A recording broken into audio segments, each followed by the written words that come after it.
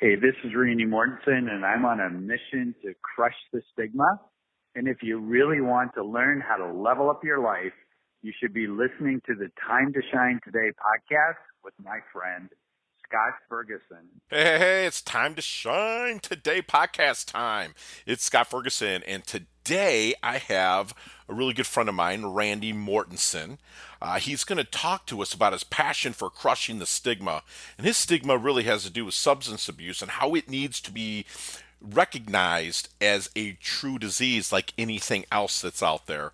Randy's went through a lot of tragedy in his life. Wait till you hear the stories, what happened with his family, about his journey, about how he was able to still move forward and level up. He touches so many lives. He's always leveling up, and I cannot wait for you to hear from Randy. So without further ado, here's my good friend, Randy Mortensen.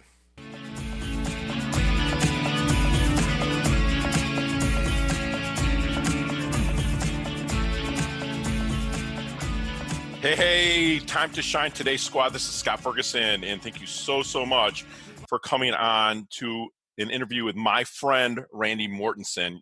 He has so many, I vetted out his past, and he's going to have so many knowledge nuggets that's going to help you level up every aspect of your life. Randy is a guide for talented management professionals whose drive has led them down a path of destructive and compulsive behaviors. Randy's been sober 29 plus years. Kudos to you, brother. With a background in finance and energy, he's a former vice president of 50 billion, that's a B billion, gas and electric utility company, with enough evidence to convict him of being a serial entrepreneur. He's an author, popular national and international keynote speaker, founder of Lifestyle Champion Cohort and the Courageous Recovery Podcast. His passion is to crush the stigma. So that is some serious credentials, Randy. Thank you so much for coming on. If you could introduce yourself to our squad, but first, tell us your favorite color and why. Wow, nobody's ever asked. I haven't been asked that question for a long time. My favorite color is green. Okay. And the why, what I typically say, my gift of sarcasm would typically say, because that's the color of money. Money. But it's also the one of the colors of my high school sports team. Okay. Those colors were green and white. Okay. So those are the two reasons why green is typically my favorite color. That's my Michigan State Spartans color, too. Oh, that's right. I forgot that. Yes. So let's go back to the origins, Randy. I mean, I know that you've been sober going on close to 30 years. We can start wherever you want, but I really want to know the origin of what started to make Randy Mortensen. And by the way, folks, it's Mortensen. S-C-N is Danish. If it's S-O-N, it's Norwegian, correct? That's what I've been told. Okay, yes. Great. But give us the origins of Randy Mortensen, please. Well, a lot of my friends know it's dangerous to give me the microphone, but here's the short version. Actually, grew up in the great state of Minnesota. I was born in Iowa. If we were in the upper Midwest, I would say I was born in the ice cream capital of the world. Oh, but you being from Michigan, you probably don't know that. That's where Wells Blue Bunny ice cream is from. Is Lamar's, Iowa, is where I was born. That's amazing. And moved to rural southwestern Minnesota when I was a small child. And what I often share in this sort of a setting is we had 3,000 pigs. And one of my jobs growing up was to clean the hog house. And what the most valuable lesson from that experience is, don't bite your fingernails. Oh, yuck. Which resonates with our time right now, folks. It's March 24th, and we're all kind of self-isolating right now. Yeah, but we are. I digress. Yeah. So then to continue, actually had my first beer when I was 13. And it was very interesting because it was more the exhilaration of getting away with it. I didn't get caught. And so in my high school years, I was fortunate to be a pretty decent athlete.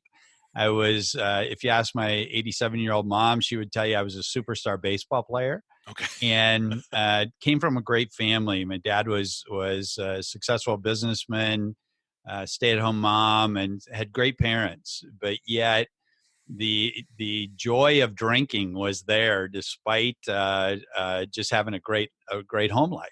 And went into the banking industry, played baseball in college, and went into the banking industry. 6 months into the banking industry, my dad died of a massive stroke after open heart surgery. He was 45.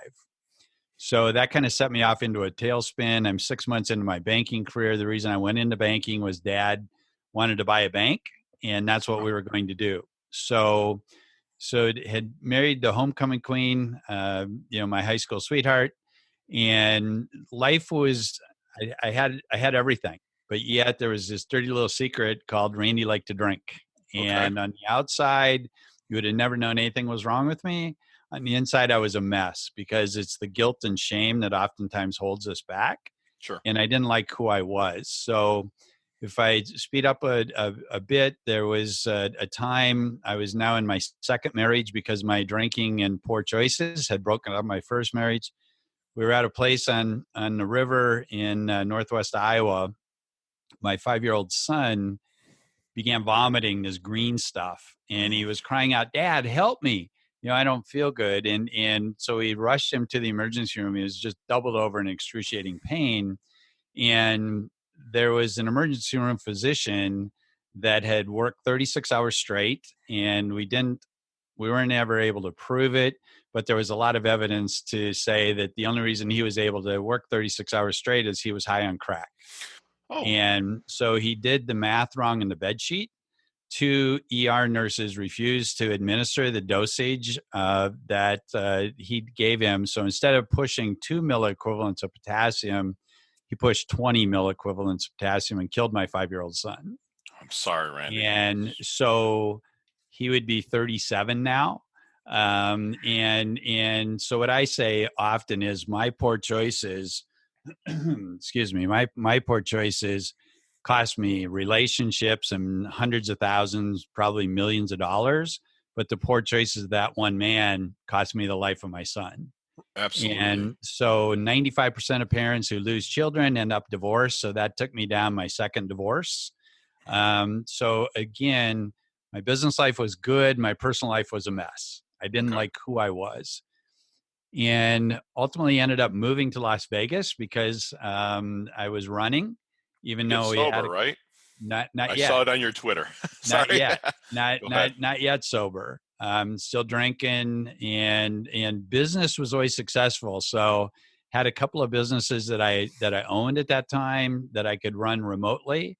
Ran to Las Vegas, and the part of that story is we had 1,300 restaurants under contract in 7 states, and some of those were on the West Coast, somewhere in the Midwest. And I was coming home on a flight, and there was a connection from Phoenix to Las Vegas.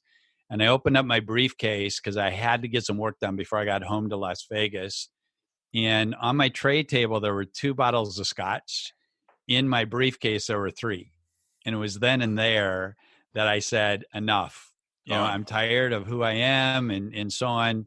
I was only going to do recovery treatment once. So I checked out all the big names, the Betty Fords, the Hazeldens, and so on. Ended up going to a 28-day program up in Utah. And what I now realize is the reason God took me to Las Vegas is because it's the only city in the world that you can go to AA meetings 4, 5, 6 times a day. And I did. I literally They're everywhere there. Right. Yeah, I literally did. And that's how I got sober, September 24th of 1990. And ended up marrying a beautiful woman about 6 months before getting sober. She's one of the driving forces behind why I got sober. And we just recently celebrated 30 years of marriage. Not a coincidence. I've been sober 29 and a half years. That's been amazing. Married 30. So that's the history. If you want me to expand, I will, but I'll take a breath now. No, that's amazing. Thank you for we'll call it a backstory, but I'm really, really sorry for the tragedy that you went through. God does work in some crazy ways. And I'm really sorry about the loss of your son. So as you kind of move forward you influence so many people being an international speaker and a published author. What was the aha moment to start there? What was the aha moment to become a speaker and an author? Well, I'll give you one more backstory. So what allowed me to become the VP of a $50 billion gas and electric utility was after getting sober, we made the decision we wanted to move back to the Midwest. And ultimately moving back to the Midwest, I ended up getting my pilot's license. And I no longer wanted to be in either of the businesses that we owned. I wanted to go sell commercial airplanes. No, corporate jets. Corporate. Okay. Well, I soon realized I couldn't fly what I wanted to sell, and that was a restriction. So I actually went into the energy world in late 1991, and we built a very fast growing company that I was a partner of. We were doing lighting retrofits then. Mm-hmm. We did 600,000 year one, 10 million year two, 20 million year three. Year four, we were on a run rate of doing somewhere between 40 and $50 million. And it's in the Enron era. Anybody with some gray hair knows what that meant. And so we were actually acquired by that utility in Minneapolis. And I was part of the team that worked to merge that with the utility in Denver out of Colorado. That's Excel Energy today. So after being successful now living back in Minnesota, had an airplane in the hangar, 4,000 square foot house, country club membership. I had accomplished everything that the American dream said that we should accomplish. Sure. Okay. And read a book called From Success to Significance by Lloyd Reeb. It was that book that radically changed my life. And what he said in there that really struck me, and Lloyd and I are now personal friends. What he said is, he said, your life 5 years after you die is going to be remembered for what? What is there in your life that you're going to be remembered for that has significance? And as I looked at, my wife and I do an annual marriage retreat with just the two of us on Labor Day weekend. And as I looked at my accomplishments, there was nothing. The bank accounts, the new Mercedes every 2 years, the airplane in the hangar, the big house, there was nothing of significance there. And so I made a decision to walk away from that very lucrative corporate career. And you were sober too. In my early 50s. People thought I had started drinking again. Okay. So I walked away from that without having a clue what I was going to do. I had no hint. I just knew that there had to be something of significance. So two things that came to light to respond to your question. Number one, my second son, who was born a year after my previous son was overdosed and killed, was now living with us as my wife was able to become the evil stepmom. She did a great job helping with my son. Sure. And he was just struggling with life, basically hanging around with the wrong crowd and so on. So a couple of my buddies said, "Why don't you take him to Haiti?" And I said, "Why would I do that?" Right. And he broke his leg 2 weeks before. He broke his leg snowboarding 2 weeks before we were supposed to go on a trip to Haiti.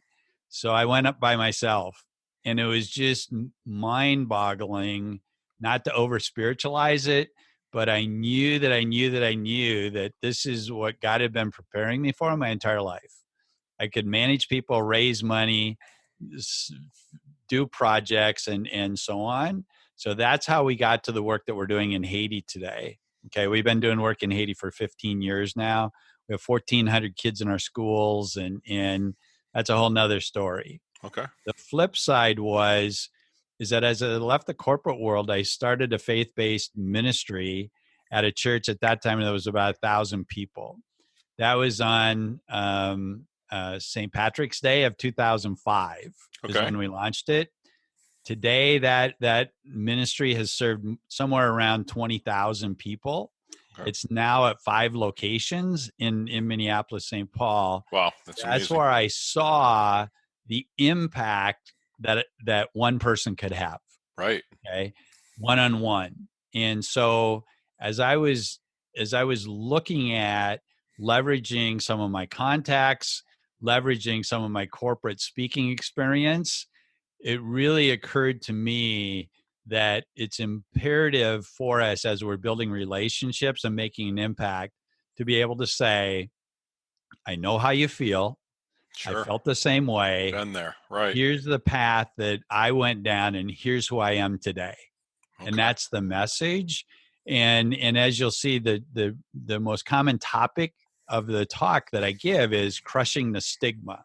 Right. Because what's holding us back today in corporate America or in our faith communities or in our families is the stigma. Okay.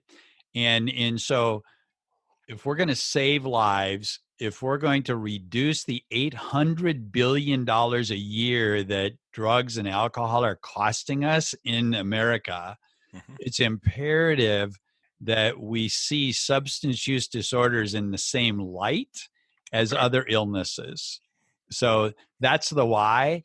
I'm tired of seeing marriages broken, families torn apart, and careers jeopardized because of the stigma. Wow. That's amazing.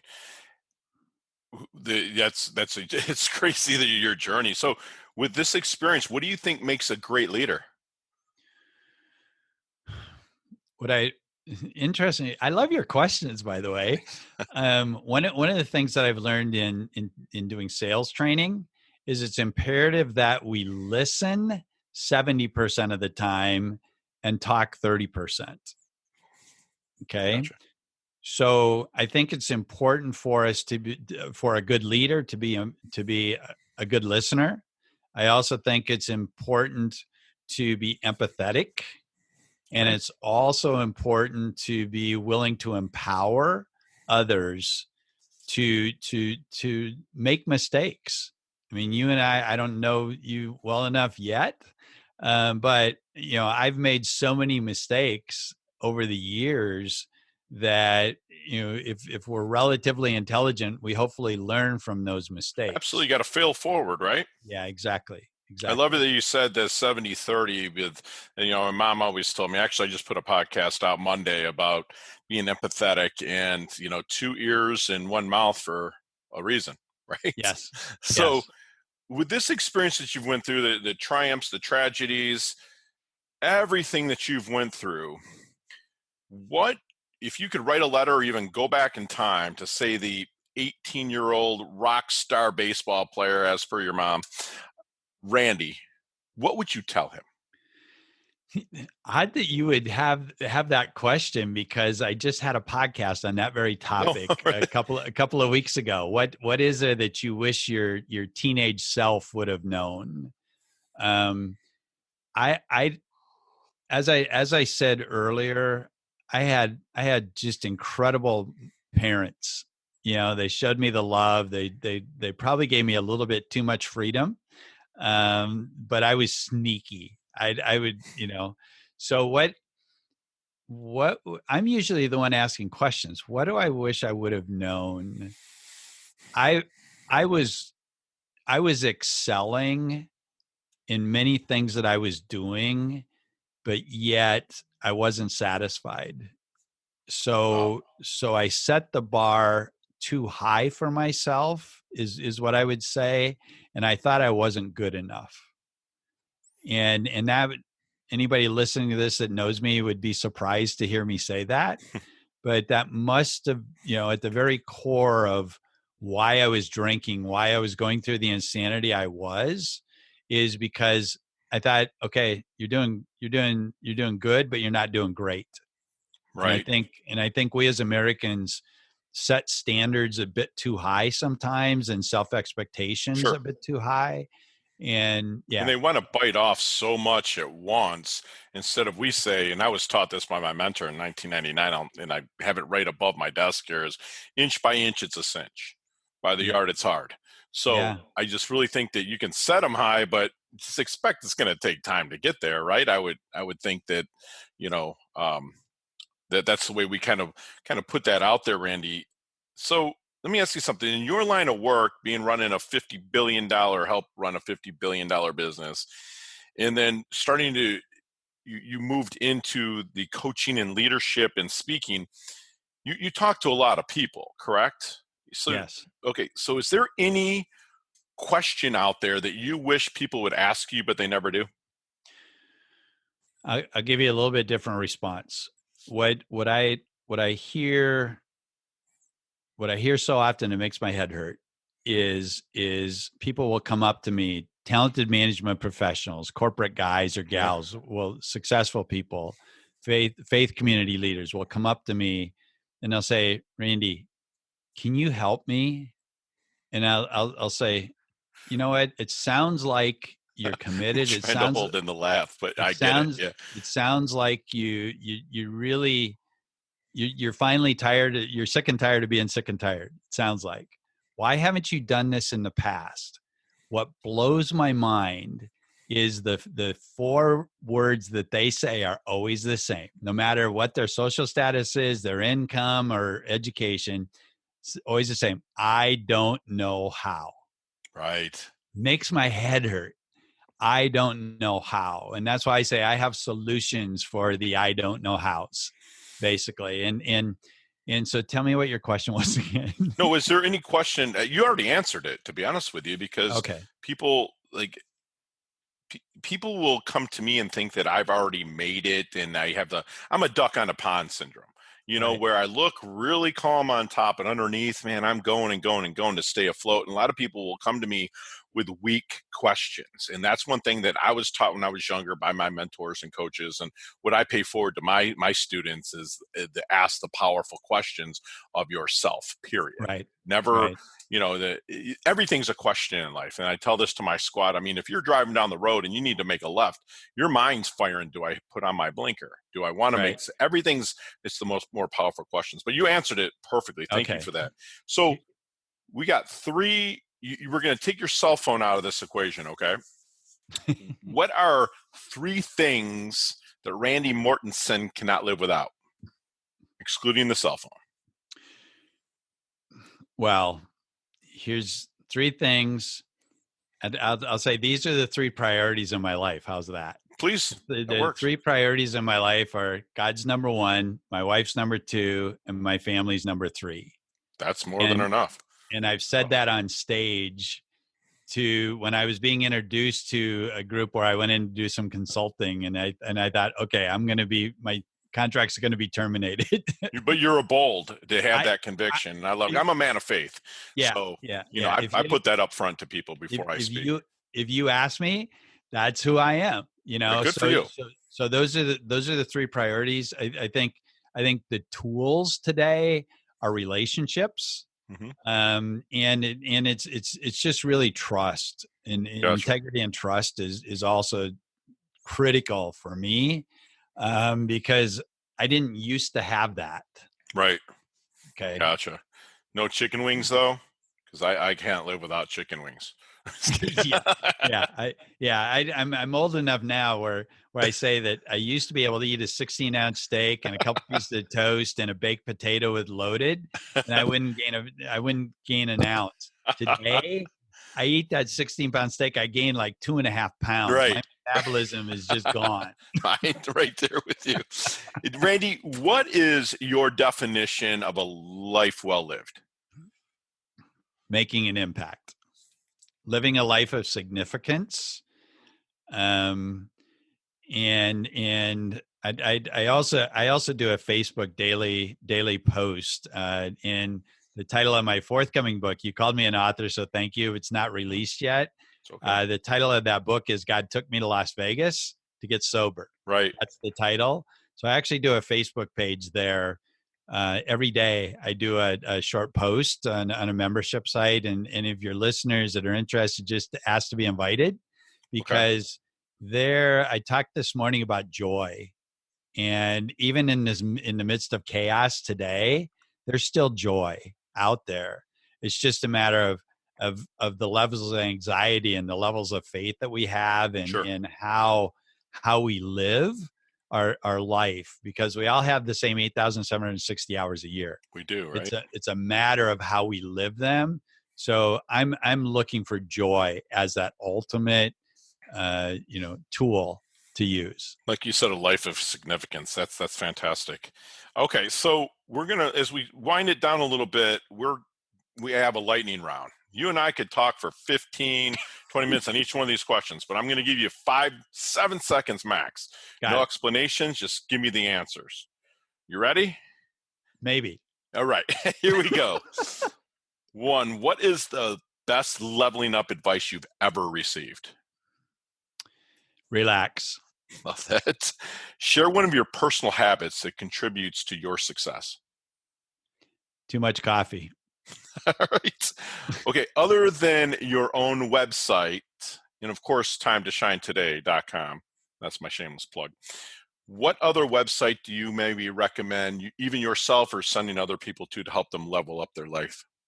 I would go to one of the podcast channels. Okay. One of the podcast directories that I'm really honing in more on the tools that are available there. Beautiful. Recommend a book to us other than From Success to Significance. That was what I was just going to say. Another book. There had to have been one when you were younger that, boom, impacted you. Rick Warren's Purpose Driven Life. Really? Yes. I love that. Yeah. What is Randy's favorite charity organization? Probably Worldwide Village. Gotcha. And last question. What is the best decade of music? 60s, 70s, 80s, or 90s? 60s. Right. I love it. I love it.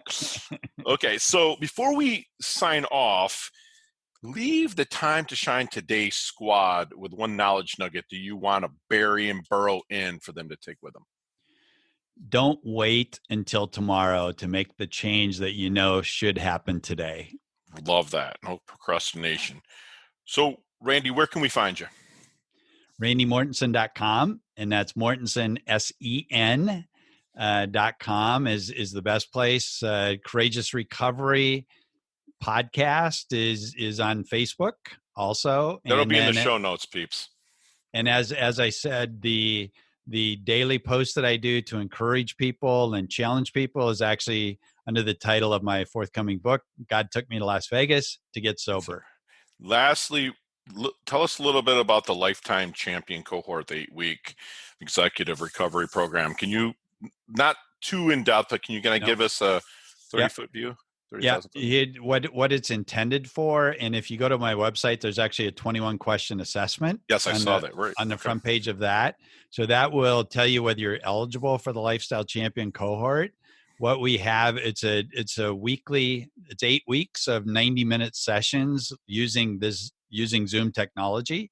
Okay. And what we do is we talk on those calls about evaluating where you are, equipping you to move forward, and then how do you enjoy your recovery once you're successful.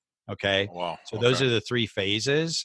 And I'm actually, in this time of uncertainty, it's usually a $2,349 entry fee for that. I'm discounting that by 75% right now because I know there's a lot of people that are struggling with life. And I want people to sign up for that. So that's why I'm giving a 75% discount right now. I love that. Thank you for doing that. Yeah. Great, squad.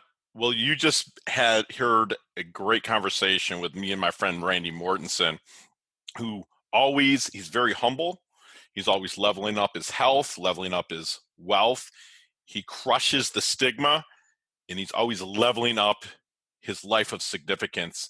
And Randy, you're part of our squad now, so I'm grateful and blessed that you have came on and shared the valuable knowledge nuggets today. Thank you, sir.